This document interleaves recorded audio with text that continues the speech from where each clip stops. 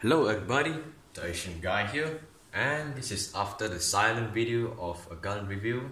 But first of all, this is a gun I made like 4 or 5 years ago, so it's like a long time ago.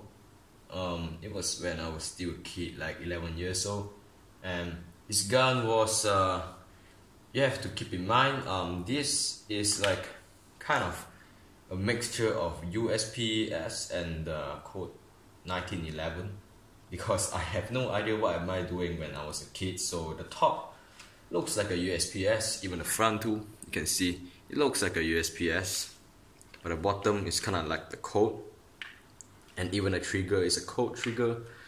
And this is a shootable gun that you shoot by blowing from the back of the gun, and it shoots like tiny cones like that. What I like about these guns is like, okay, so this gun is actually based on a video that I watched when I was a kid. I don't know if the video is still there, I'm gonna find it. Okay, so first of all, there's a magazine that has been squashed badly. Okay, you can store these little cones inside there and put them back. See, even at the bottom, I cut it really nicely and had the lining line up. So this was one of the very detailed guns I've ever made. I think this is my best detailed gun that I've ever made. It's better than the Tech 9. Yeah, so sliding back nicely. The trigger does not work. See, when I line up the trigger, inside everything, every single piece of part is nicely made. And you see the top. Okay, you see, when you pull back, it's very nice. It has this like the typical pistol like of pulling back.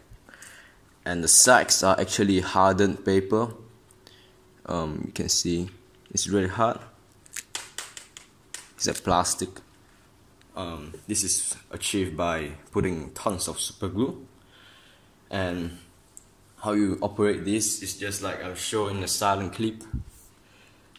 First of all, to show the dummy bullet catch release thing, this does not work. It's just a